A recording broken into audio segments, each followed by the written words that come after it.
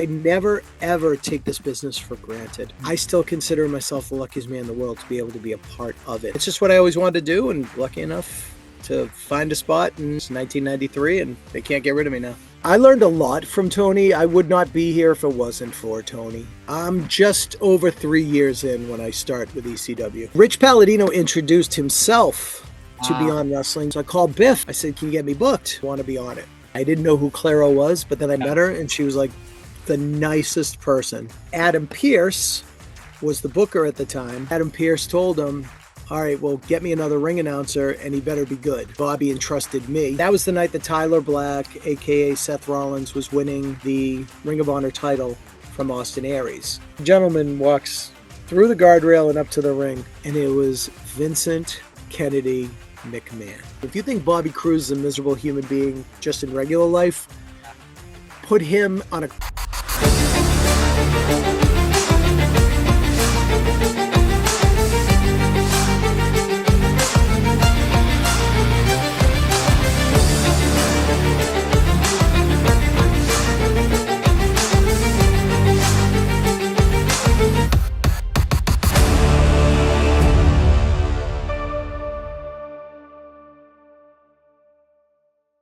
All right, everybody, welcome back to the channel. Another episode of Best for Business. I'm absolutely pumped for this one. My first ever indie show, this guy was the voice of it. My last ever indie show I've been to, this guy's been the voice. Rich Palladino, thank you for joining me for this one. Thank you for having me. I'm very excited. And by the way, before we start, look what I got. Oh, boy, I love that right there. Is that showing? It's blurred. I can show an image if you want to send me. I'll put it right over it. Oh, yeah, there it is. It's because I got the black background all blurred out, but yeah, I remember that. I think this was 2018. Yeah, one of my favorite moments in wrestling. Me and my dad were talking about it the other day. The first ever What show, you called me to the ring. I had no clue what it was to sign the picture. That was like a all-time moment, so thank you for doing that. Hell yeah. It's a collector's piece because you're going to make far more money in this business than I ever will. Yeah, well, you're one of the lucky ones. You got a draw. Did I do 2 drawings of you? Did I do one with like Top Shelf Troy? Yes. This one I pulled off the wall. I've got a little wall space over there of any memorabilia, cool things that friends, fans, whoever have given me. Somebody made me an action figure, which is really awesome. But the one of Top Shelf, I didn't have room. And why should I share the wall with Top Shelf? I'm just kidding. I absolutely love Top Shelf. According to David Baker, they looked like, how do you say it? There were drawings done by Helen Keller. So you got 2. So you were pretty lucky at the time. Well, I appreciate it. So let me ask you, so you are the voice of New England, but prior to wrestling, did you always like have a voice for something? Did you announce it or any of that? How did that come into play? No, I never had. Typical, I played high school football. I played Little League baseball, then football in high school, went to college, all that stuff. Just lived a normal life, worked 3 jobs to put myself through college. But I never got into any announcing, but wrestling was always the thing that I was drawn to. And I knew I didn't have any physical abilities to actually perform in the ring because it's really friggin' hard. Mm-hmm. But I always figured if I could have I always wanted to be the ring announcer. That, like, since I got drawn into it, I said, that's a cool spot. Everybody's eyes are on you. Everybody's listening to you. You're a focal part of the presentation. And it's just what I always wanted to do. And lucky enough to find a spot in 1993, and they can't get rid of me now. Now, when you said you played football, what positions were you back in the day? I was a defensive lineman, not a very good one, but I got my Letterman jacket. I got my little plaque and all that stuff. I got the ring. I got my number on my high school ring. But yeah, I played in high school back in the 80s. Mm-hmm. Very injury prone. I spent the beginning of my senior year in the hospital.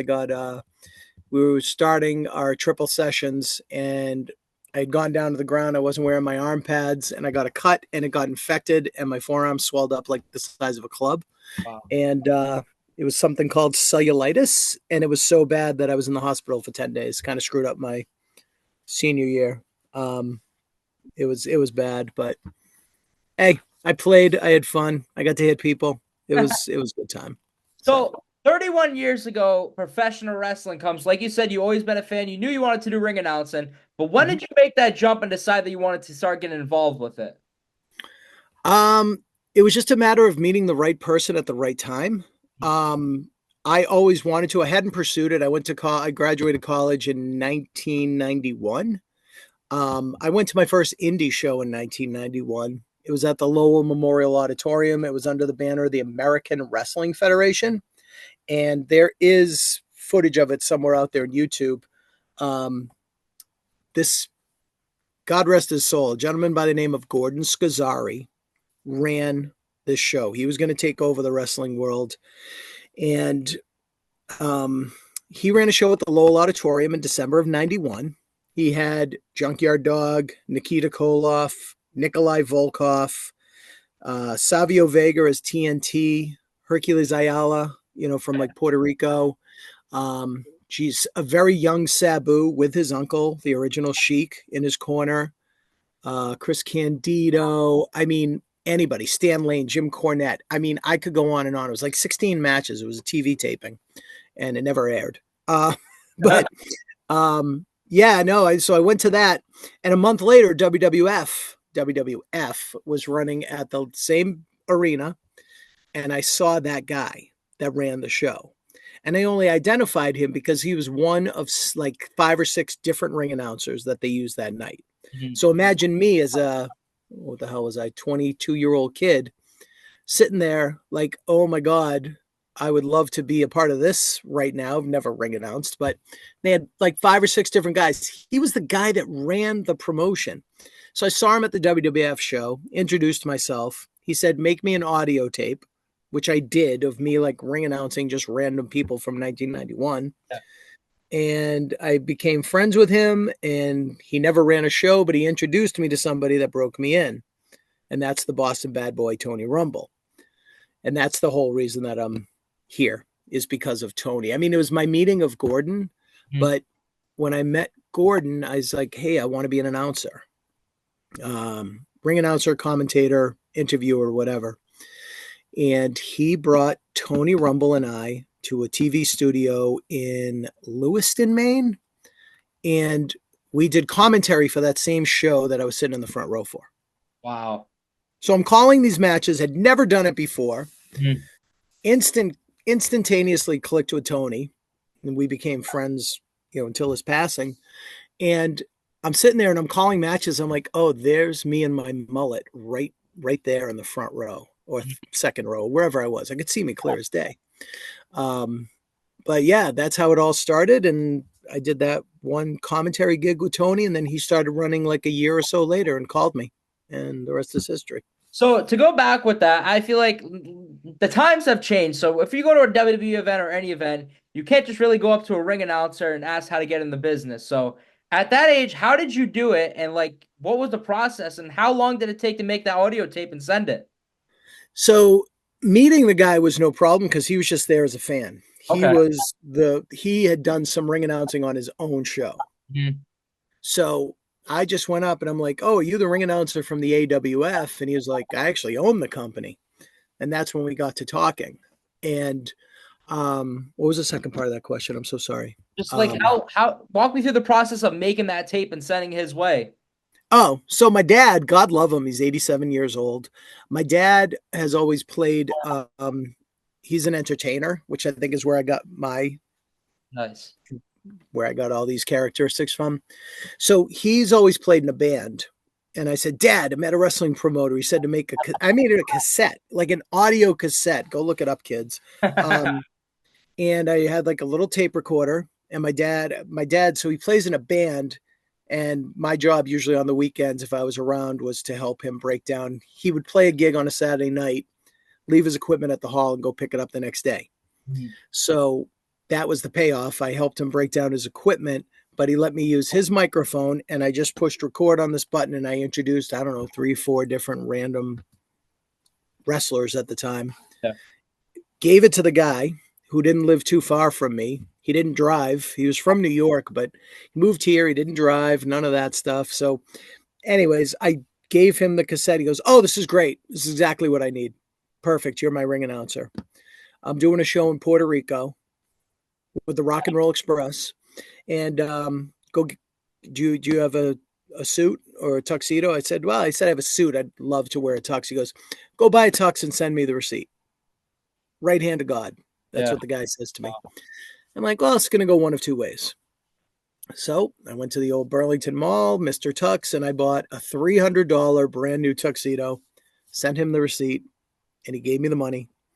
And I never used it until I got to work for Tony. Wow. What Yeah. color was the suit, the tie, and all that?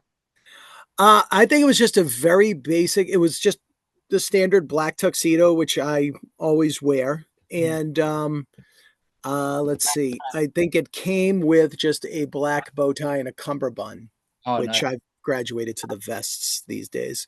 But I do know from my first show, I had a red cummerbund and a red bow tie. And the tuxedo's always been I won't wear anything else because that's my level of respect for the industry, the business, wrestling, So when whatever. we go back to Tony Rumble, tell me about the impact that he's had on you, and tell me some of the things that you learned from Tony Rumble. I learned a lot from Tony. I would not be here if it wasn't for Tony. He didn't know me from a hole in the wall and gave me an opportunity. I learned a lot about booking. I learned a lot about, I'm a big Kiss fan. And they always say you open with Detroit Rock City and you close with Rock and Roll All Night. He was really good at the way he laid out his cards. Back in those days, it's not like today. Back in those days, you'd get whatever big name wrestler, a Jimmy Snuka, a King Kong Bundy, a Nikolai Volkov, a Tony Atlas. Those were your headliners. That's what people paid to come see. And then there was all the local guys underneath. But he just had a way of structuring his shows. I ended up putting up lineup sheets for various promotions over the years, the way Tony always just a very simple format. But I would just sit with him. He's like, all right, I think we're going to go with this first because I remember we had Ace Darling and Devon Storm. Again, go look it up. Devon Storm is Crowbar. Yeah. Dear friend. And, a couple of high flyers, big banger, boom. That's how we're going to get them, Palladino. And then then we got the midgets. We're going to bring up the midgets next. And then attack. It was just, I learned just a lot about the formatting of a show. And plus Tony had TV experience with ICW. And he worked with local cable companies to produce CWA, the Century Wrestling Alliance, Mass Madness. Shout out to Pat Doyle from Melrose, Massachusetts TV. Tony just had a great mind for TV and everything. So he made you look at things. It wasn't just like, oh, we're doing 6 matches, go say names. It was about how to work the crowd, how to interact with the crowd. And then I would see at the TV studio how everything that he did and anything we did backstage would all line up to make a 30-minute, TV show back in the day. TV's not so much a thing anymore, but that's what everybody strived for back then, was to be on television. So yeah, like you mentioned, that's everybody's goal. So how many years into the business did something happen with ECW with you? How many years are you in? I'm just over 3 years in when I start with ECW. How did that come to be? It's November 96, and when they started running here, I remember that I went to a show at Salisbury Beach. It was just a small house show kind of thing. They must have had strict rules or something because there was no blood, and it was a really weird dynamic. But when they started doing loops, I had gone to one in Revere at Wonderland the month before I started. And Mel Simons, who was Killer Kowalski's ring announcer and another dear friend, and he had done the first couple ECW shows. He couldn't do that next one for some reason, and they were in Webster, Mass at the town hall on the Friday night, and I went to that as a guest. Mm-hmm. And then I went Saturday night at Wonderland in Revere. And when I got there, my friend that had, got me the tickets, Paul Richard, says, do you have your tux with you? I said, well, yeah, I don't go anywhere without my tux. He's like, good. Mel couldn't make it tonight. You're on. And I had guys in the back that vouched for me because my very first show, Tommy Dreamer was on it. Taz was on it. And they were both, big headliners for ECW. And they had my back. And Paul Richard knew me well enough. And that was it. So I got to be the ring announcer for a national company for the first time in November 23rd, 1996. Oh my God, almost 28 years ago. Yeah. So that was right place, right time. I mean, if I was just like, I don't want to go to another house show, whatever. So glad I did, because that gave me the opportunity. And I did that for 2.5, 3 years. I did all the New England shows. So when we look at Rich Palladino, his resume just keeps going and going and going. In 2010, you get to announce for Ring of Honor. Now, how did that happen?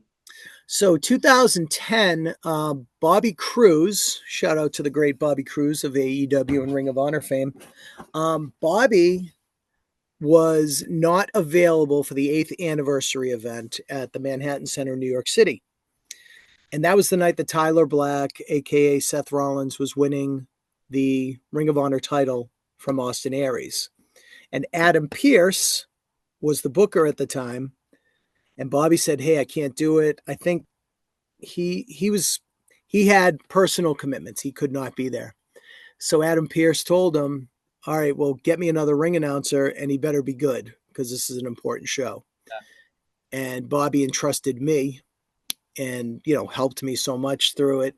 And I had to find my own way to New York City. Everybody from like Boston was either coming from somewhere else, or like Eddie Edwards was a regular at that point, but he was in Japan. Yeah. And Todd Sinclair, the referee, he was booked, but he was already like away for the weekend with like friends, so I couldn't go with him. So I was like, "Hey, nobody go with." I took the bus. They covered my travel, paid me for the night, and I got to have dinner with Adam Pearce before the show, which was awesome. I was just blown away. And I took the bus from Boston, and I just remember taking the bus home at like 1 a.m. Just this big smile on my face, because I just worked for, Ring of Honor. That was huge. And I'd only done that one show. And Adam Pearce, like, "Give me your address. We'll send you the DVD." That's 2010. DVDs are still big back then, kids. And yeah, I struck up a good friendship with Adam Pearce. They sent me the DVD, and then they were in Plymouth, Massachusetts, I don't know, a few months later. Mm-hmm. And Bobby's like, "You coming to the show?" I said, "Yeah, do I need to buy a ticket?" He's like, "No, you're part of us now. Just come down and bring your stuff just in case." And he gave me a dark match, and I'll never forget. It was Nick Westgate and Julian Starr had a dark match on that Ring of Honor show. And Bobby let me open the show and announce that match for those two guys, which was great. So yeah, that was it. That's all I ever did with Ring of Honor, but it was still, an opportunity that people would kill for, When we look up Rich Palladino, all the top companies in New England, you're a part of almost, I think, all of them. So the one I wanted to ask you about first, I remember when I made my debut for Chaotic Wrestling, I hit you up immediately and I was asking you about Chaotic, and you said Chaotic's home to you. So walk me through how Chaotic started. What was your first interaction there and how that happened? So Chaotic started in 2000, and I'm very guilty of saying this, but Tony Rumble, my mentor, passed away November 13th. We're coming up on the 25-year anniversary. November 13th of 1999, Tony Rumble passed away, and I feel like everybody decided that they were going to become a wrestling promoter after Tony passed, because Tony's Century Wrestling Alliance, which then actually bought into the National Wrestling Alliance, became NWA New England, had huge shows, big, we do sold shows, all kinds. There was Tony Rumble. There was, what was Top Rope? Yankee Pro, which had been around forever, as you know. And then there was Killer Kowalski's shows. Like, those were like the three mainstays pretty much in New England. Tony passed away, and I just felt like all these other different promotions just started popping up, and Chaotic was one of them. Mm-hmm. And the Extreme Strongman Gino Martino hits me up, and he goes, "Hey, you want to do a show in front of 10,000 people?" I said, "What?" He's like, "Yeah, this new company, Chaotic Wrestling, they're doing WAAF's Loco Bazooka Festival in Worcester." And it was on a Sunday. And I'm like, "I've never heard of Chaotic. If there's 10,000 people there, they're not there to see independent wrestling. They're there to see the bands." Yeah. And it was on a Sunday, and I'm like, "I have Pat's tickets, so no, I'm going to see the Patriots play." And they did that show. And there was, a ton of people there. It was a festival. The next show they did October 13th, I want to say, of 2000. they called me, they wanted me to be on the show, and I did it, and that's when it started. And here we are over 24 years later, and poor Chase Del Monte still can't get rid of me. So, Wow. yeah, so I mean, that was just, I mean, they sought me out. I Mhm. turned down the first show, like I said, and with the exception of a couple that I've missed here and there, I mean, I've been that guy, and I did commentary there until the pandemic. We'll Wow. leave it at that because somebody else came in that's no longer in the business. But you do commentary. It's not an easy gig. Mhm. I could do ring announcing in my sleep. I feel like at this point, commentary is a whole other ball Yeah. of wax. And so I did both. Yeah, from 2000 till 2020 or 2019, whenever the world shut down. So one of my favorite things to do, I believe it starts on Thursday. You post your schedule of events, and pretty Mhm. much every week it starts off with Thursday. So that's Wrestling Open. But how Yep. did Beyond Wrestling? How did Rich Palladino get introduced to them? So Rich Palladino introduced himself to Ah, Beyond Wrestling because before they started doing shows in front of, an actual paid mhm, audience, they used to do like closed set tapings at the New England Pro Wrestling Academy, which is Chaotic Wrestling's mhm. training facility. And it was just, Tanya would be there with the camera, and Drew Cordero and whoever would do commentary, and they would have matches and just stream on YouTube. Were this where like the wrestlers were all around the ring? Yeah. Yeah. It was literally, that was the audience. Yeah. And in fact, the old Beyond website, man, am I dating myself when we're talking websites? I know they're still out there, but the old website was lookmanofans.com. Wow. Is that like if I search that, is that still a thing? I dare say we check it out. That was definitely what it was when I started in 2013. Mhm. So so I'm like, all right, well, they're doing these, and I never went to the tapings up at the Chaotic School, but I knew they were out there, and I'd see the footage or whatever. Well, now they run American Rana, the first one, 2013 at Fet Music, and I see the event poster on social media, and it's Biff Busick against Eddie Edwards, and it's Kevin Steen against Masada, and it's Drew Gulak was on the show, and one of my all time favorites in life and still in wrestling, Colt Cabana. Yeah. So I called Biff, and I'm like, hey, this doesn't look like a little studio taping. This looks like an actual show. I said, can you get me booked? He goes, yeah, let me call Cordero. And he calls me back, and he goes, all right, he can use you, but he's only going to pay you this. And it wasn't Mhm. much money. And I said, that's fine. I want to be on it. I, Yeah. I, I want to. And then I did that. That's how that came to be. And then, you know, ever like right after that show, Drew was like, oh my God, I love what you do. I want to have you on more shows. I'm like, all right, but you can't pay me what you paid me tonight. And, Yeah. that was like my, getting my foot in the door. It's independent wrestling. I'll take a lower payday, you know, to Yeah. prove myself.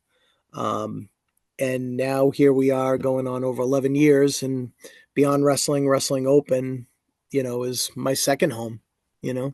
So to talk about Beyond Wrestling, earlier in March, you were part of Shamrock Slam. So Whoa. to be a part of that event, I don't know if that's the bit. It might is that the biggest Beyond of all time? Yeah, I think the actual attendance was like 2,200 or 2,400 or something.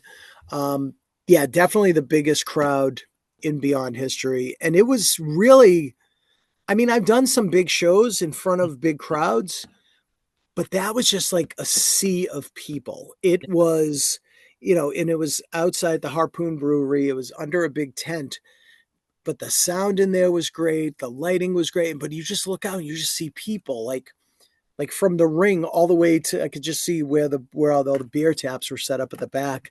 And it was just a mass of people, and everybody's drinking and having a good time. And I hope we do it again.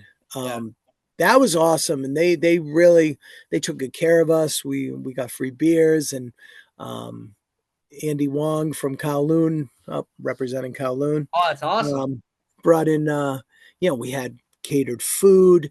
It was great. And my God, Drew brought like everybody in for that one. And if they didn't have a match, they were in, Battle Royal or whatever. But, How did the show um, start? Did you like walk out with like the what was it, a bunch of the wrestlers too? All the entire roster actually walked out with a pipe and drum corps. Wow. So it was St. Patrick's Slam, so it was right around St. Patty's Day. So you had the drum corps, you had the bagpipes, and we literally marched like from the warehouse of Harpoon Brewery, like through one tent that had bands, Mhm. and then into our tent and all the way and right up into the ring. And it was just the fans were just so receptive to it. Good friend of mine, Dave Fournier, had got a couple of pictures of me actually marching. It was really, it was. I don't want to say a once in a lifetime experience because I hope we get to experience it again. I hope it becomes an annual thing, like I said. But yeah, it was just such a rush. It was amazing.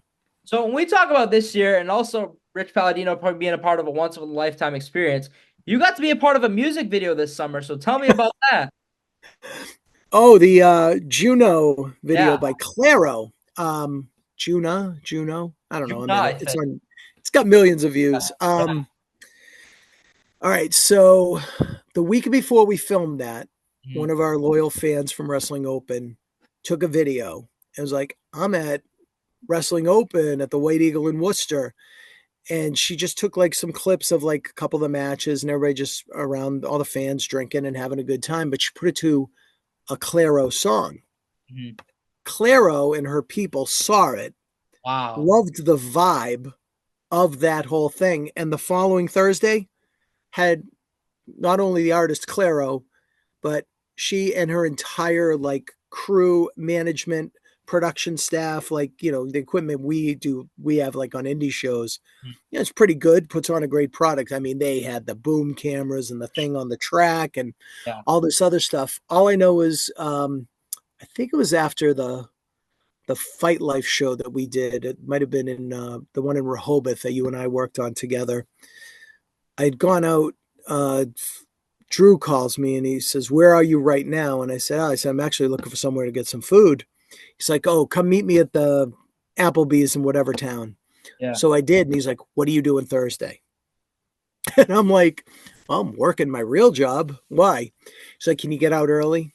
And then he told me the whole story and said she wanted to film a video, and they wanted to have a referee and a ring announcer there, and then whatever it was, 8 or 10 wrestlers. Mhm. And I was lucky enough to get the afternoon off and be a part of this thing. And I didn't know who Clairo was, but then I Yeah. met her and she was like the nicest person. Wow. She actually bought one of my 8x10s and like gave me more for it than it was worth and asked me to sign it. And she was just a total sweetheart and her people were really cool. And, you know, we had a good time, Yeah. something you don't get to do every day. Yeah. Put it on the resume for sure. So I want to ask you about the Wrestival next, but before that, I just thought a few weeks ago I had referee Gina on, and she wanted me to ask your perspective on something. Tell Uh-oh. me about announcing at Fenway. What has been the record of matches you've announced before? Oh my God. I remember the first XWA show I did for Mike Antonucci back in the day, which was back in 13. Ric Flair was on that one.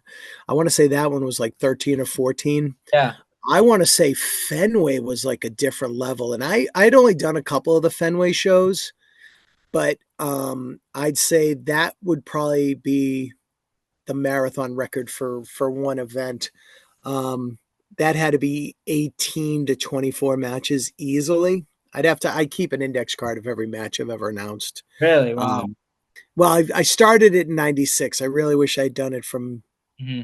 November 93 till I started doing it in 96. But yeah, those Fenway shows were brutal. Just so many, because I mean, Dante Luna and Bo Douglas, who put that all together, really try and get everybody that they're connected with involved in one way, shape, or form. Um, but I remember getting off the hook easily because one year they were running it and they asked me to be on it. Hmm. And Beyond had a show in Worcester at Electric Haze, the other venue we used to run at. And I had a show like that afternoon for Beyond. So I double shotted, Yeah. went in my tuxedo from Boston to Worcester. Um, but I think as it was, I think I'd still done like 10, 12, 14 matches, Yeah. you know, because it starts at like 11 in the morning. Hmm. And I think I had to get out of there by like 3:30 for like, I think a 5 o'clock show in Worcester. But it was cutting it close. But yeah, those are marathons. But I can tell you, back in my Tony Rumble days, this is how smart Tony was. Tony would run 3 events in one day. So think about the fight life that I was just referencing Yeah. in Rehoboth. 3 different events in the same day. Tony would do that during school vacation at Small. the old Good Time Emporium, which could be a podcast on its own. In Somerville, Mass. Tony would run like a show at 11 in the morning, Mhm. then one at like 4 in the afternoon, and then one more at like 7 at night Mhm. because of school vacation week. So That's so smart. as a parent, you want to keep your kids occupied or whatever. So you're going to capture some kids, if not at all 3 events. But yeah, so I mean, and those, Tony had NWA New England TV. We were actually on WNDS TV 50 out of New Hampshire at the time. So I dare say that was probably 25 to 30 matches when we would do like those triple sessions Yeah. at Good Time. So yeah, but Gina's spot on. Those shows are long and brutal. Yeah. Now to go with the Wrestival, how do you know the amount of shows you've done in one weekend for that? I think the most I did was, I think there was one year there were 8 shows, Mhm. and I had said to Jerry, who runs IWTV, we can rename this Rich Palladino Presents the Wrestival, because I went into it with maybe 3 or 4 bookings and ended up with like literally doing every single show. Wow. The very first year, that might have been, I don't know, it had to be 21. I don't know if we did it in 2020. I can't remember because that's when COVID happened. But yeah, the Wrestival was always something special, and there would be different companies that I would work for because, of course, you'd have Open and you'd have a Beyond Super show. But Limitless, who I work for up in Maine, would do a show. I became affiliated with friends from New York for Pizza Party Wrestling, which was Oh usually yeah. one of the first events. I would do that, and then Matt Tremont asked me to do like an H2O show. So yeah, it was always something. I think last year I ended up doing 2 ICW deathmatch tournaments inside a steel cage. So, but I do want to say it was like eight in like 3 days, 8 different shows for 3 days. Yeah. I So live for that shit though. I yeah, really do. I was gonna ask about that. So the next thing I wanted to ask you about, recently he just retired. I think he's coming back. But tell me about your partnership and friendship with Teddy Goodz. You mean Papa Teddy? Oh yeah. Yeah, Teddy and his wife just had Mhm. baby Edward, probably about 48 hours ago. He's just a really good friend. I had posted a little tribute something on social after he officially retired, and whether he'll come back or not, I don't know. But Teddy's like one of those guys where it's like, we're the boys, we go out after a show, we have a couple, you know, Teddy's like that guy, like, all right, don't drive home, sleep on my couch. Mhm. Um, Teddy's one of those guys, hey, I'm gonna start running my own shows. I want you to be my ring announcer. He's just a good friend. He's somebody I can talk to. He's Yeah. somebody you can talk about real life stuff with. And obviously we both love wrestling, and from his retirement match, I think he said I was the ring announcer on like one of the first shows he ever went to back when I had my mullet. Um, but Teddy's just, we've mutual respect for one another. And he's just a solid human being. I can't say enough good things about him. Yeah. His wife Liz is an absolute doll. And they're just both wonderful people. But like I'm happy that Teddy's still going to be running shows, and I think that's going to be better for Ted because, like he said, he's getting older or whatever. He says he's shriveling. I don't see that, but the dude's jacked. Are you kidding me?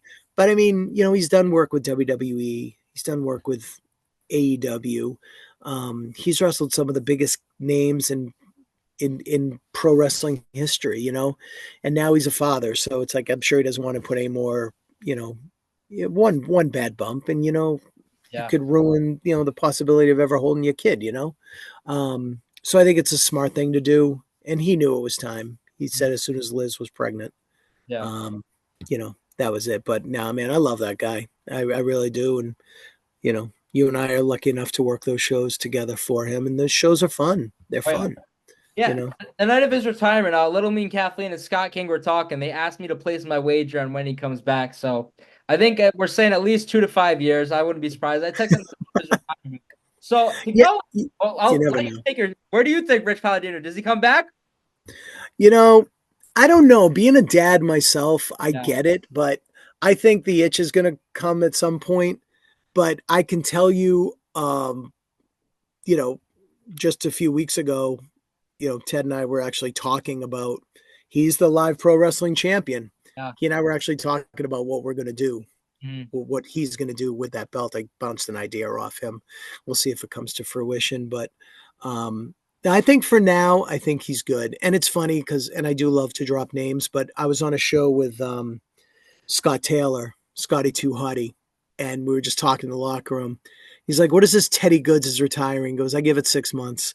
You know. So I mean, even like the names out there are Yeah. doubting Teddy's retirement. So we'll have to see what happens. Yeah, I was doubting him, and he was showing me that right away that Biff called. I forgot how long Biff says he's coming back, but everyone says it. So when we talk about Scott King, I see you post about it's a yearly tradition. Tell me about how you got into EWA and your EWA family. Now, have you been with EWA since their first ever show? Not since the first ever show, but in the early 2000s, I would do, after they started up in Maine, Hmm. and then they were running shows in Southbridge, Mass. And my old buddy Vince Vicalo and John Walters, Luis Ortiz were on a lot of those shows, and those were my buddies from Chaotic, my brothers that we would travel together and stuff. So yeah, so they'd asked me if I would start doing ring announcing, and next thing I know, I'm doing commentary as well. And we had a 3-man booth. And if you think Bobby Cruz is a miserable human being just in regular life, put him on a commentary table with 2 other people. He would say it like during the matches. Yeah, well, somebody else thought we needed a 3-man booth. It was myself, Bobby, and my friend Nate, who was Dr. Everett Payne. So no, I wasn't there at the very beginning, but when Adam Booker restarted the EWA chapter that he's doing now, he had asked me right at the get-go if I would do it, but unfortunately it's really conflicted with I'm at that point now, and I guess it's a good problem to have where I have like a lot of double bookings. Yeah. And it's like when somebody contacts me now and they're like, "Oh, hey, we want you for this show on such and such a date." I'm like, "Okay, well, if the following companies, Chaotic, Beyond, Limitless, MLW, Live Pro, as long as those guys don't end up running that day, yeah, I'll be there." Which is kind of douchey of me to say, but it's like Tony Rumble taught me about loyalty in pro wrestling. And you're always loyal to those that brought you to the dance first.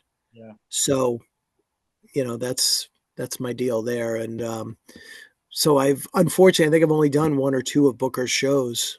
In fact, his next one conflicts with a Limitless date that I already have, Yeah.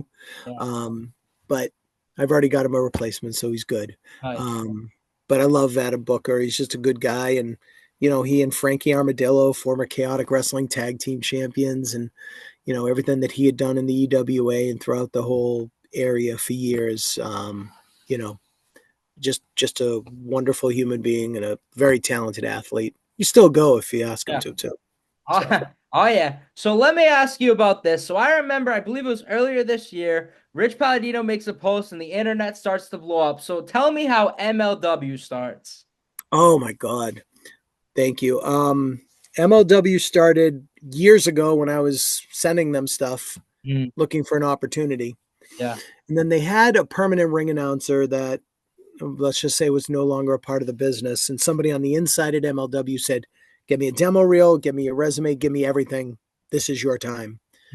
And I told Court Bauer the very first time I met him, like a year ago when I started working for them, I said, "Geez, Court, I was trying to get in here for years." I said, "The only thing I ever got from you was an out of office reply," which is a true story. Like all Wow. I ever got was an email that I had sent because I was told to email him directly.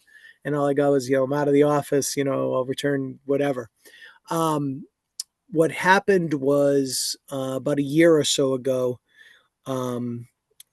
somebody in management there had said to one of the agents, we need a good like ring announcer for when we do New York and Philly,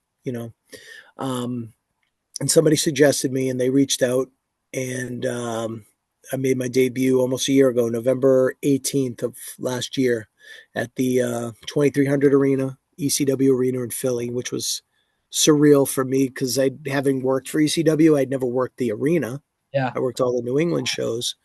So it's like one of the greatest experiences of my life, despite rooming with like Love Doug and BRG. But this is like the boyhood dream come true. You know, Yeah. this is something that I've always wanted. I don't have a contract, I don't have anything, Mhm. but I have the respect and the appreciation of a company that's been around for 20 years that I dare say has some of the best talent in the world, you know, and company that works with promotions from Japan and Mexico. I mean, this show in Chicago, Lucha Apocalypto, you know, is in conjunction with CMLL. There are so many luchadors on there that one, I can't wait. Like Ultimo Guerrero is going to be on this show. Like, are you That's kidding me? yeah. I get to bring him to the ring, and you damn right I'll be pulling out my phone and wanting to get a picture with him. Um, but it's just like I'm just like a kid. I'm like a kid in a candy store, and it's like bigger scale stuff, and um, it's yeah, it's huge. It's huge to me. So when I was looking through this year for Rich Palladino, there was just stat after fact about you. So the next one I want to talk about is Limitless Wrestling. But tell me Mm. about announcing this year's Vacationland Cup. Oh, at the Colisee. Oh yeah, Lewiston, Maine. Yeah, that's actually where I had the conversation with Scotty Too Hottie about Oh Teddy. yeah, Was in the wow. locker room there. Um, that was awesome. I mean, Mhm. we had done one other show at the Expo building in Portland, Mhm. which is a big arena that the Savoldis actually used to do ICW International Championship Wrestling TV tapings out of back in the 80s. Wow. Um, and it's right next to where the Portland Sea Dogs, the Red Sox Double A affiliate, play baseball. And we had about 800 people there that night in the expo. And I'll never forget because it was when MJF dropped the Limitless Wrestling title to Anthony Green. Wow. Was at the Portland Expo. So now Vacationland Cup, and Randy tells me a few months in advance, yeah, we're gonna do it at this big arena. Well, that big arena is actually where Muhammad Ali, I think, fought Sonny Liston Mhm. Cindy many Bacabella, I think, years. hosted it that day. I think so. Yeah, yeah, yeah. So the place is huge. It was absolutely an amazing experience. Just looking up, I remember Adam Booker was actually there, and I remember he took a picture of me from like way up top. He took a picture of me in the ring Yeah. during around all those people, and it was pretty surreal. It was just an awesome night, an awesome show. Um, so much talent up there at Limitless too. Um, but yeah, to work in a building like that, Mhm. just it was just such a vibe. I was taking like pictures behind the curtain, like before the show. You know, just Yeah. couldn't believe that I was a part of something like that. So, um, yeah, I get to do some really cool stuff. And to go with pro wrestling, I don't know if it started this year. When did you get introduced and started working with CES? So I started working with CES last year in 2023. Um, did the undercard on an MMA show at Foxwoods. Excuse me. I want to say it was in October because I remember I wore pink because it was a breast cancer awareness fundraiser. Excuse me. No worries. I like talking about myself, but my God, I'm getting myself dry mouth over here. So yeah, that started like a year or so ago. In fact, unfortunately, I was supposed to do the undercard November 9th at Foxwoods, and I had to pull off for the MLW date because when they called me and said, "Are you available?" I said, "Well, so let's do the undercard on an MMA show, but wrestling is my wheelhouse, you know." Um, the Silva boys, who used to help out at the They What rule. shows, yeah, they and Big Fred over there, they were fans of what I'd done in wrestling, Mhm. so they thought I'd be a good fit for that, and I really enjoy it. It's a complete different level for obvious reasons of, but it's a much different. It's much different than what I'm accustomed to. Um, it's records and out of this corner and that corner, but it's like I'm meeting these fighters for the first time like that afternoon, and I'm just trying to program my brain, and then reading the judges card.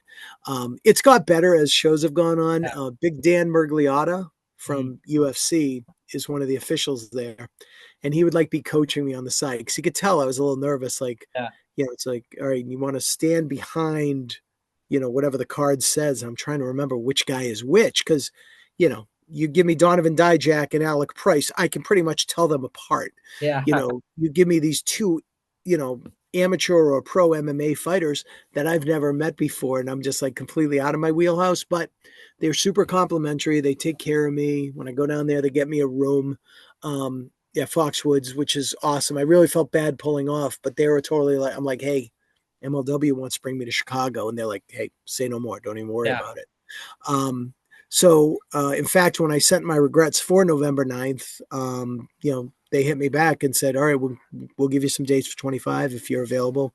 Mhm. We'd love to have you back. So yeah, I've done a couple undercards, and I did one event earlier this year where I ended up doing the entire card. How many matches do they do or fights in those? That's usually like anywhere between like 10, 12, 13. It depends because the undercard's usually like 5 amateur bouts, and then sometimes there's like 2 grappling bouts in between or before, and then you get into the pro card. So it's a way different experience. I get myself the first time I was terrified. Mhm. Terrified. But the cool thing was, Eric Spicely, Oh yeah. who dabbled in pro wrestling and then, went on to UFC fame. He was on that first show, and it was just he was on the pro card and I was doing the undercard. But, I just got to see him, and just a big hug, and we took a picture and just, talked about everything. And, Yeah. he was always a good friend. So it's just really good to see him. And, but yeah, so it's like, I really enjoy it, but I do have to get myself into a different mindset because it's such a different environment than what I'm accustomed to. So to go back to wrestling, the last company I want to ask you about right now, my favorite probably wrestling company ever. Tell me about What Wrestling now. Beyond Wrestling for years, they ran at FET for a while, though they stopped. So what comes in? They start running at FET every month. I think they did 12 or 13 shows. So tell me about your experience there. I enjoyed those shows. I always like going back to FET. It was different because it wasn't Beyond. Mhm. But everybody knows I'm good friends with JT Dunn, and he had his hand in this. And I really enjoyed it because I got to be the ring announcer and the commentator again, and I had various top shelf. Troy Ah, Nelson is the picture you had drawn a while ago, was one of them. I remember Scotty Ceriti from New Jersey. He Bacon. and I shared the mic, but it's just the names that were coming through there was amazing. I think about like our current AEW World Tag Team Champions, are Private Party, Yeah. and they were wrestling at Fet Music for what. I loved the shows because I always got to see Danny Moff, who's one of Yeah. my favorite people. Dreamer came through a time or two.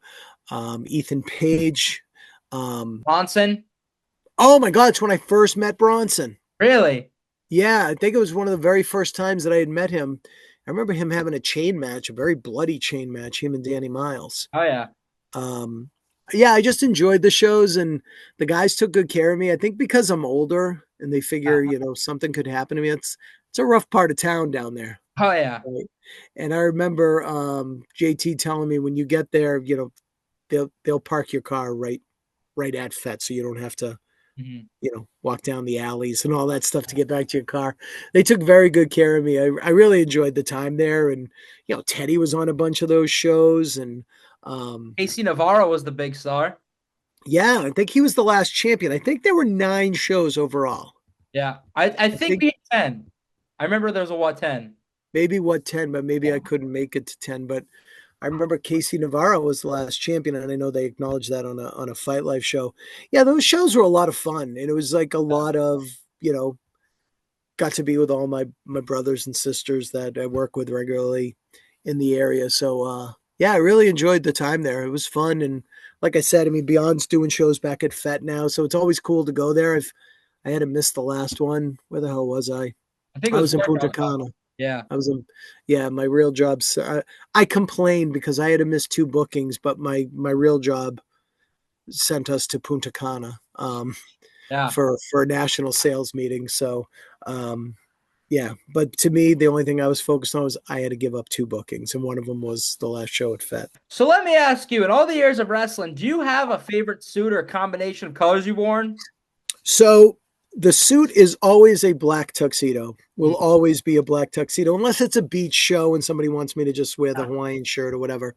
So I always wear a black tux, but I have a royal blue and a very bright red that are like 2 of my favorite colors to wear. But yeah, it's always, I have 18 different bow tie and vest combos now. Wow.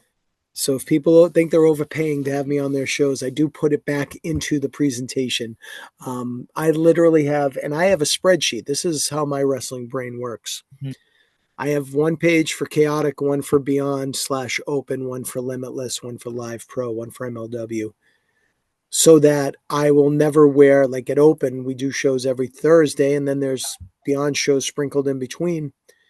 Whatever I wear tomorrow night at which I think is a coral color, I won't wear that until like the next 18 shows go by, 17 shows go Wow. by, and then I'll wear that again unless I get new ones.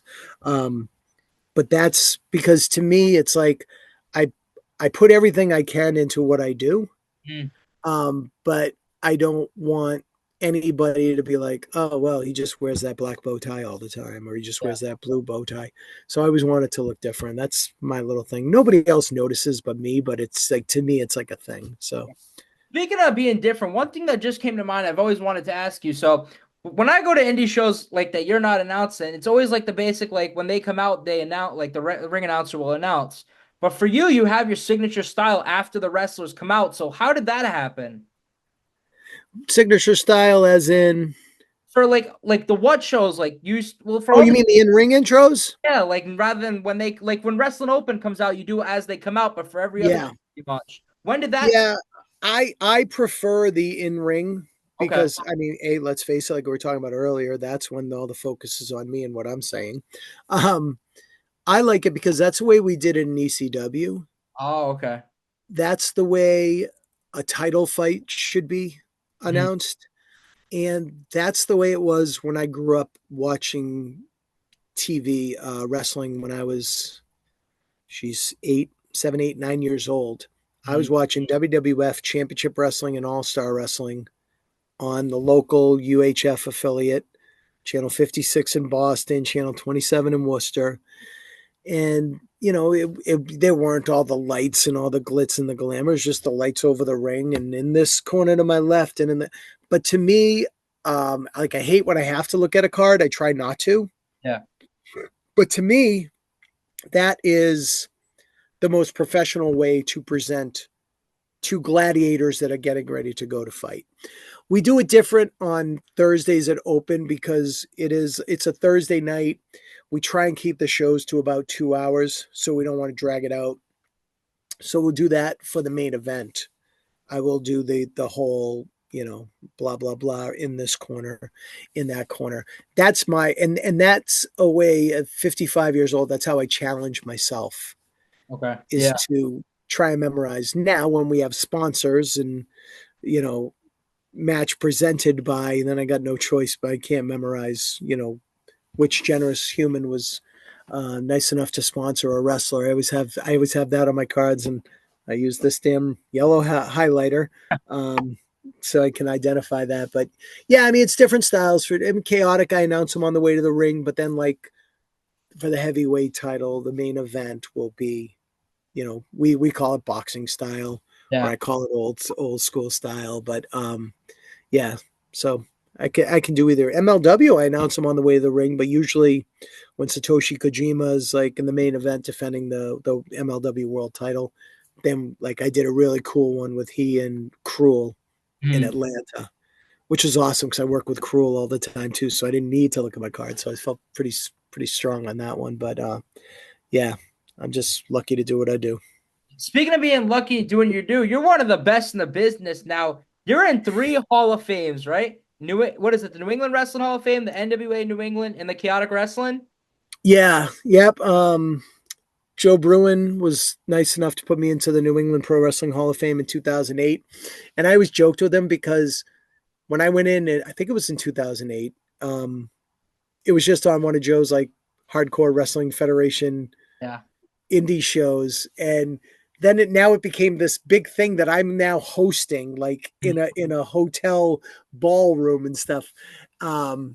But no, just to be, for me as an announcer, because I'm a fan before I'm anything else, Yeah. but to be acknowledged and recognized for the work that I do, just it's it makes me speechless because it's all I've ever wanted to do, and to be respected by my peers just takes it to this like whole other level for me. So yeah, Joe put me in that Hall of Fame. Chaotic put me into their Hall of Fame, which was really cool. And then, Tony Rumble passed away in 99. Century Wrestling Alliance, NWA New England still kind of ran on. And then I think it went under Victory Championship Wrestling. It was Jason Rumble, the figurehead son of Tony. They asked to put me into their Hall of Fame. So I went out to Everett and it was on one of their shows. So yeah, I know I got my background blurred, but those plaques are on my wall right now. It's like my most prized possessions. All those Hall of Fames are over, so you're like one of the few people on all those lists. I'm very lucky. Like I said, just to be acknowledged, just means the world to me. But when I go, those go in the casket with me. I mean, that's my life's work. I don't need a contract. I've got the respect and I mean, that's it. I knew I wasn't coming into this just for a cup of coffee and just to, it's something that I've always wanted to be a part of. I never, ever take this business for granted. I still consider myself the luckiest man in the world to be able to be a part of it, let alone for over 31 years now. And I joke with my friends, like, I'm going to be like in my 80s or 90s. I just want to die in the ring during an introduction, roll me out, bring in Chris Sanders, whoever, have somebody else just don't let the show end, because nobody should ever shed a tear, because I am living my life's dream. It's insane. It's insane. When we talk 31 years, is there one venue that you've announced that really sticks out to you? Wow.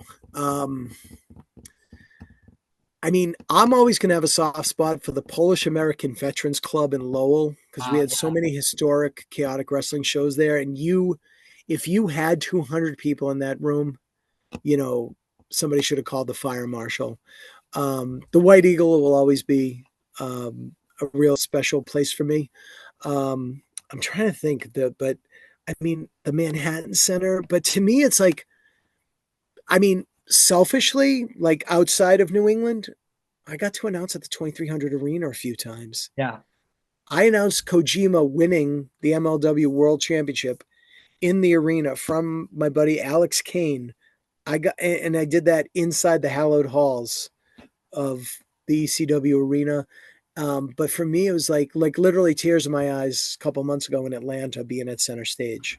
Mm-hmm. So to be able to work in a venue like that, where I used to watch Saturday Night Wrestling from there, WCW Saturday Night was from that building. Yeah. And I remember talking to a buddy of mine after, and I said, is it weird that like I was in the locker room thinking, oh my God, Ric Flair, Sting, Lex Luger, they all use the same like dressing room. They probably wash their hands in that same sink that I just did. Yeah. That was amazing. But for here though, I will say the Palladium, which I did a couple of ECW shows there. Chaotic did one of their very, very first shows there. Wow. And then Beyond just did something there a few months ago too. That building's special, and that building needs like a huge event with like 2,000 or 3,000 people in the venue. Because we ended up in there for Beyond over the summer. We were supposed to be outside as part of a festival. Mm-hmm. And of course, the weather said it was going to rain and storm and all that stuff. They said, well, we're just going to move you and the bands inside. So it was like a band would play, and then we'd do 2 matches. And then another band would do like another 30-minute set. And it was cool because RJ Rude's band was actually He wrestled that night too, or no? He did. Wow. He did. Yeah. Yeah. So I'm trying to remember. I can't remember all the matches. That's the hard thing is like Yeah. remembering shit as I get older. They always say the mind's first thing to go. That's why if you see me look at the index cards, because I'm having a brain fart. Yeah. Um, but yeah, no, those are some of my favorites. I mean, I like I said, take it back to the PAV, but it's like these buildings that I've got to work in, Manhattan Center Stage.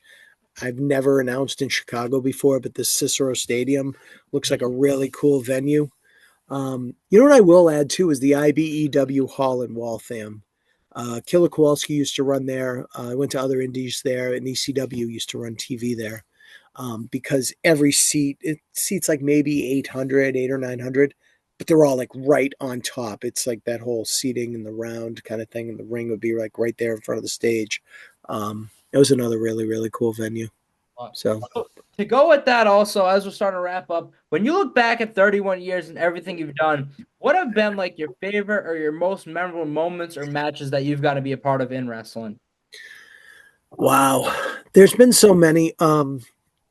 I it's hard to pinpoint one. I think historically, like for the big stuff that I've done, announcing Tyler Black as the new Ring of Honor World Champion against Austin Aries, because that was when they had the HD Net TV show back in the day, and it was my voice that it was the first thing you heard. Because they were recapping what had happened, at the 8th anniversary. I'm pretty sure that was the HD Net days. I could be wrong, but whatever. It still holds true. And then a couple of ECW World Tag Team title changes. One at the aforementioned IBW in Waltham. I think it's Doug Furnace and Phil LaFawn. I don't know if it's the night they won the titles or might have lost them to Candido and Lance Storm. Wow. But I know I announced an ECW tag team title change, Mm. which always stands out. And then I go back, I always say like one of the greatest matches I've ever got to ring announce and commentate was a match many, many years ago between Kid Makazi and Brian Fury for the Wow. chaotic heavyweight title. And it was just something about that. But I think of all the matches with like Tommaso and my best friend in the business, John Walters, has had so many classics. I'd say anytime John Walters and Luis Ortiz wrestled each other, Mm. like super memorable. And we did an angle where we actually had an ambulance for John Walters, like as part of like whatever. But Yeah. those matches were they just brought you in and had I always say I like my wrestling with a little bit of realism. Mhm. Just just did so many amazing things in the old days of chaotic. I mean, Dijak and Chase Dalmonte having a bloodbath at the PAV in Lowell. Mhm. A trash can lid may have been swung at somebody's head and there was blood everywhere. And but I mean, it was just like a last man standing match. Yeah. And it didn't matter who was bleeding and how much. It just kept going and going until it's so many. So many. I'm probably leaving probably 200 off. And then to go with that, you talk about the impact Tony Rumble has had, but being a ring announcer and being a part of the business in that aspect, who else have been like your biggest mentors and people you've learned the most from? Tony, like I said, taught me a lot about, the way a card's laid out and psychology and stuff like that. When I started with ECW, Joel Gertner, who is a dear friend to this day, was super helpful to a guy that was just going to drink a couple of beers and watch a show in Revere, Massachusetts, and ended up being the ring announcer. He literally walked me through everything. Every wrestler, what to expect, what to watch out for, that kind of stuff. And then, believe it or not, one of the first people that really taught me about letting the fans, like, I watched some of my old stuff as a ring announcer. I was like, my God, I was terrible. Yeah. But believe it or not, it's the Sandman Really? at an ECW show because I was announcing a match and the fans were chanting something after, say, I'd announced the heel. Mhm. They were probably chanting F you, whoever. Yeah. And then I went right into introducing the babyface. And it was actually Sandman that said, you doing what you're doing, you're fine. But if they're chanting something, let that play out. And I do that to this day. because I'll get that cue on Thursday nights to announce that main event. And if God forbid, like Steven Stetson's in there chanting "F you Stetson," I can see the commentators over there waiting for me to go, but I always let the fans finish what they're doing. But yeah, those super helpful people, things that I picked up over the years. But then I got to do commentary with Les Thatcher once. Wow. Which, yeah, Caleb Seltzer, another good brother, whose wife is due soon. He was running a show in Connecticut and calls me like maybe the morning of or the day before, and he's like, "How do you feel about doing commentary with Les Thatcher?" I'm like, "Are you freaking kidding me?" Yeah. I have a picture of me and Les Thatcher. So, I mean, he was very instrumental. Oh, and memorable moments. I got to spear Bobby Cruz once. Wow. So, I mean, What a moment. Yeah, me and Bobby did some, we've done some fun, cool. I mean, I got to punch JT Dunn once. Evil JT Dunn. Yeah. Yeah, and I think on that same show, I did commentary with Mick Foley, and I did commentary in Chaotic once with Cody Rhodes. My God, I've done some really cool things. Mm-hmm. So Jeez. to go with that, when we talk about Rich Palladino, I see it all the time in the social media posts. You're checking off all these goals or the people you got to announce a match for or commentate for. Who else is on that list yet that you haven't done or been a part of, whether it was announcing, commentate a match for, something like that? Wow. That'd be anybody that's signed to a national contract right now. Yeah. Well, it's funny, though, because I watch a lot of things and my ego says, I've announced him, I've announced her. Mm-hmm. I mean, geez, I mean, they're no longer actively wrestling, but if I could have announced Shawn Michaels, Yeah. that was one of my favorites. He still is one of my favorites. I think he's brilliant. Stone Cold, but I just got to announce. Oh well, I got robbed of just announcing Zilla Fatu. Match started a little hot at Limitless a couple of weeks ago, but I was really pumped for that, and I told him too. I was like really glad to meet him because I'm old, and I grew up watching the High Chief Peter Maivia. Yeah. And then Afa and Sika the Wild Samoans, and then every other. I remember the Tonga Kid when he was just starting and all that other stuff. So, yeah, I'm not really sure. I know I'm leaving somebody major off the list, but I'm like checking off a lot of boxes now with MLW. I never thought I'd ever announce Kenta. Yeah. And I've got to do it a couple of times now. Or my son was a big fan of Sin Cara back in the day, and now Mystico's the MLW World Middleweight Champion. And yeah, it's just so many. I mean, my goal is I have a roster of every name I've ever announced. So I just want to keep adding to it and adding to it more and more. Yeah, that's and I know once we're done with this interview, there's going to be like 10 or 12 guys that I don't even like think about it that way. I just think about everybody that I've got to announce. And it's like, if I pulled this computer around and showed everything in my office here, it's like, I'm a fan. If I'm working with a name and I got the action figure, Absolutely. if I don't go buy it at Kojo's Toy World, owned by our good friend Teddy Goodz, downtown New Bedford, Massachusetts, if I don't have it, I'll get it. And I like to get figures signed and put it on the wall. Yeah.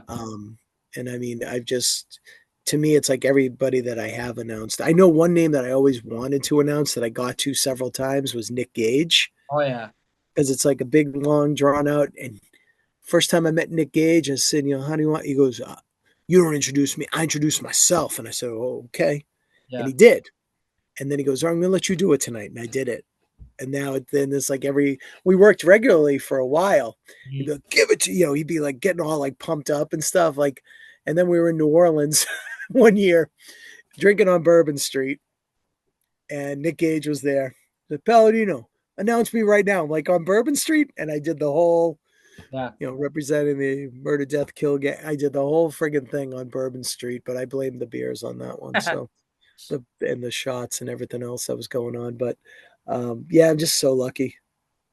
Oh, I'll give you another memorable moment. I don't want to take up too much time here. I have a few more stuff, so let's hear it. I mean, can we talk about John Cena as a guest referee at Chaotic Wrestling? Wow. Yeah, 2007. We did a show, Chaotic Wrestling. Well, it was technically. Huh? Tell me about that whole day, that when you found out and all that. Um, I knew about the John Cena thing. Mm. So what it was actually it was John Cena Senior's Fabulous Productions presents. We did a show in Byfield, Massachusetts at the Triton Regional High School. Brian Malonis was against Rick Fuller for the Chaotic Wrestling title. I think Malonis was champion. John Cena was the guest referee. We had announced it. I think we had about 1,400 people there. Mm. John did a meet and greet. So Byfield, Mass is right near West Newbury, where Cena's from. So we had announced we had John Cena. His father was putting the show together as the guest referee. Cena was WWE champion at the time with the spinner belt, the whole thing. Mm. We also had Eugene on the show, which was cool. So WWE was like chipping in, obviously, because it was a fundraiser for Mothers Against Drunk Driving. Nice. And John Cena's brother is or was a state trooper and had been hit on by a drunk driver and broke his leg. Wow. His cruiser got hit. Mm. So, the whole Cena family was there, and obviously Cena Senior put the show together, and we had John Jr. as the referee, and Rick Fuller's down, and John Cena's down, and Brian Malonis is down, and I'm doing commentary with my buddy Mark DeSico, aka RJ DeLuise. And all of a sudden, they start opening the guardrail right next to me, where I'm doing the commentary at ringside, and a gentleman walks through the guardrail and up to the ring, and it was Vincent Kennedy McMahon. Wow. And there's some fan footage of it. Mm. If you look on YouTube, and he came to the ring, and I think he slapped Cena, and Cena gave him the FU, and whatever. But it's like, that's got to be like the ultimate, I'd say, memories. It's the matches are one thing, but it's something like that. And then I'm all excited. I'm going to go meet Vince McMahon. Maybe not such a popular decision in 2024, but back then I thought it was pretty cool. He had literally taken whatever his little private jet to whatever the nearest airport was. Him and his wife literally came to the back door, looked at the monitor to see when the spot was, came out, did his thing, went to the back, shook Jamie J. Mikowski, the former owner of Chaotic Wrestling's hand, got back in his limo, gone. Wow. That doesn't happen every day. Yeah. And I didn't know about it. Mm. So if you ever hear, if there's ever an opportunity to hear the commentary, it's the most genuine, organic reaction you're ever going to. And Vince, I think, was ECW champion. Remember when Vince was the EC? Yeah, that was his shot at them. But I was like, it's the chairman of the board. It's the EC. I was just like, are you kidding me? Mm-hmm. Yeah. So. As we're wrapping up, there's two names I wanted to ask you about. Now, they're names when you start the show and say, I'm Rich Palladino, we hear these. So the first one, who started the Sexy Rich chants? The fans at the world famous White Eagle in Worcester, Massachusetts. Because Not So Sexy Rich, we're coming up on 4 years. I should have done more with my weight loss. But January of 21, I decided I never weighed over 300 pounds, and I weighed myself. I was 299 and a half. And I said, well, that's not good. Right. And let's face it, wrestling is a cosmetic business. Yeah. Okay. Maybe not so much for the announcers, but you know what the wrestlers, the guys and girls put into their physiques, their bodies, their attire, their everything. And here I am bitching about never having a contract and never getting signed, but I look like, the guy that just stumbled off the bar stool and found his way into a tuxedo and into a wrestling ring. I decided I wanted to do something better for myself, for my health, for my kids, my family, whatever. So I did that January 21. The world started to open up later. And by the time the world opened up, I started doing shows again.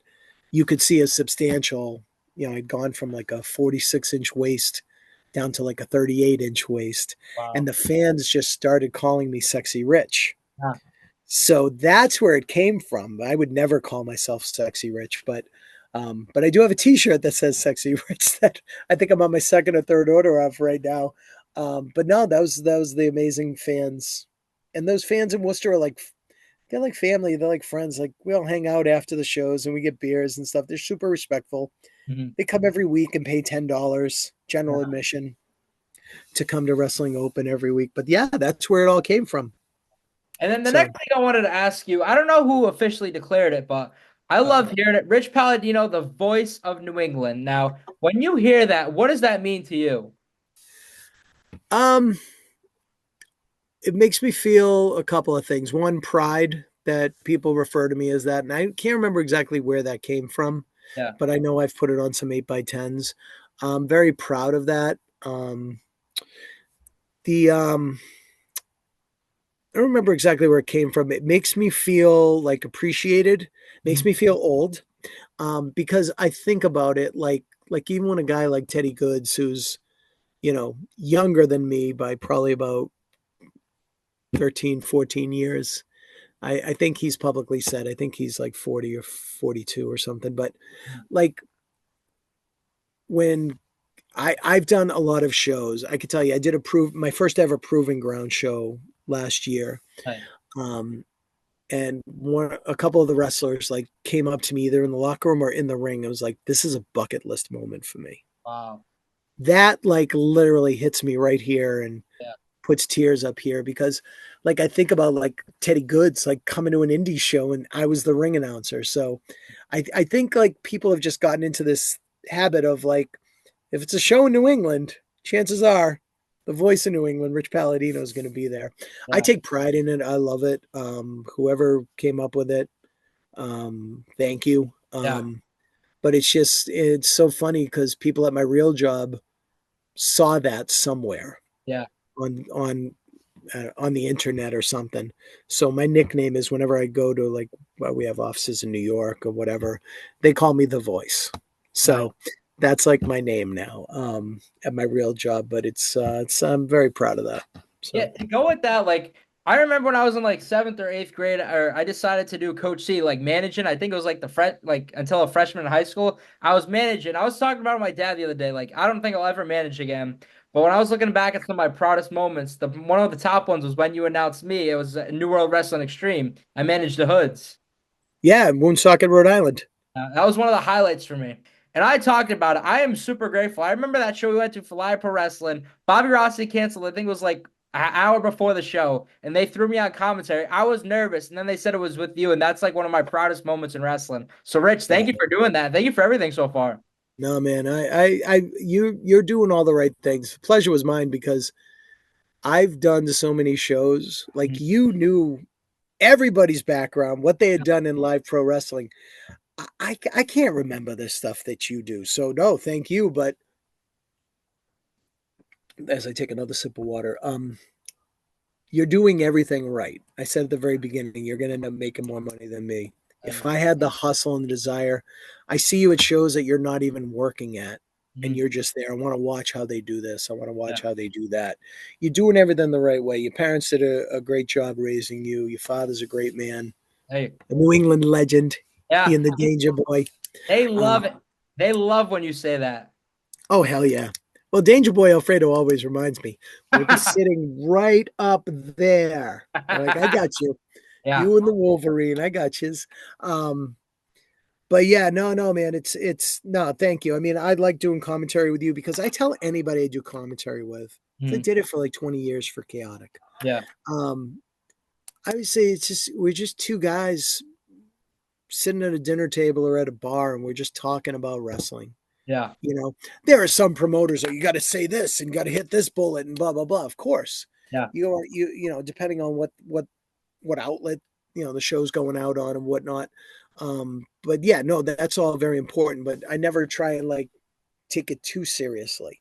Mhm. For me, I'm sitting there talking about my friends. Nice. My biggest problem is I suck at calling the moves. Okay. Yeah. So, and I used to like keep a little cheat sheet of Chaotic, like say when JT was first time he was Chaotic champion, I would Mhm. keep track of like who he won the title from and where, and Wow. who he defended it against. So that way I'd be like, okay, well JT Dunn coming off a big victory over Christian Casanova and Lowell just 3 weeks ago, blah blah blah.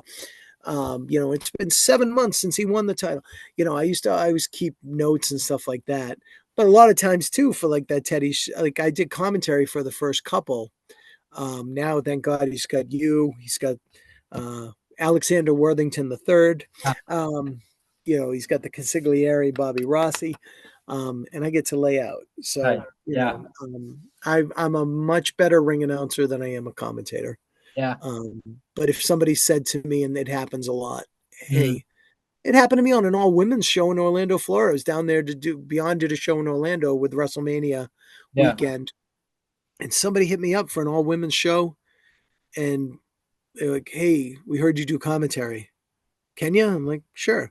And then they put MLJ with me too, like halfway through. And that's my boy. So, you never know when an opportunity is going to come up. You just got to grab it and make the most of it. I did that back in 93 or even in 92 when I was doing commentary with Tony Rumble, at that TV studio. I mean, it's unreal, but it's just like, I live for this shit. Yeah. Well, Rich, so far, I believe when this drops, is going to be episode 32. We've done 32 episodes straight, haven't missed, but I've ended every interview the same. The day Rich Palladino decides he's done in professional wrestling, what do you want your legacy to be remembered for in pro wrestling? It'll probably be on the next t-shirt that I make for myself. Rich Palladino always kept the professional in professional wrestling. And I've never even said that out loud. Yeah. I think except to somebody, because I feel like the Sexy Rich shirts run its course. I said, I always have this idea because that's the one thing I pride myself on. When I go to a show and I see a ring announcer in a pair of jeans and a t-shirt or a big stupid cowboy hat with lights on it. Yeah. Unless your name is MLJ, you have no right to be ring announcing in a t-shirt and a pair of jeans. MLJ has owned that. But to me, like I said at the very outset, I wear the tuxedo because that's how much respect I have for this business. Yeah. And that's like my new thing is, I always want to be remembered as the guy that kept the professional in professional wrestling, because if it's the main event of an outdoor show that has 15 people sitting in lawn chairs in it, I'm going to announce that as if it's the main event of WrestleMania, because that's what the athletes that are stepping in the ropes deserve. Yeah. So that's my legacy. After I die in the ring, they roll me out and somebody else takes over. So. Well, Rich, I want to thank you for this, and I want to thank you for everything over the years. The other day I was talking with Teddy. He was asking me what matches I want to see. He wants to see at Live Pro, and I told him I want to run back one of these days Alec Price and Pedro Dorn as the first match I ever called with you. Oh, yeah, absolutely. I would love that. That was a big one. But, Rich, thank you for this, and thank you for everything over these years, man. I appreciate you, man. You're a good kid, and I appreciate everything you've done, and I'm going to go put this back up on the wall. That's crazy. Thank you. You see it in there. That's me. Oh, yeah. Thank you, Rich, for doing this. And thank you, everybody, for watching this episode. This was Best for Business.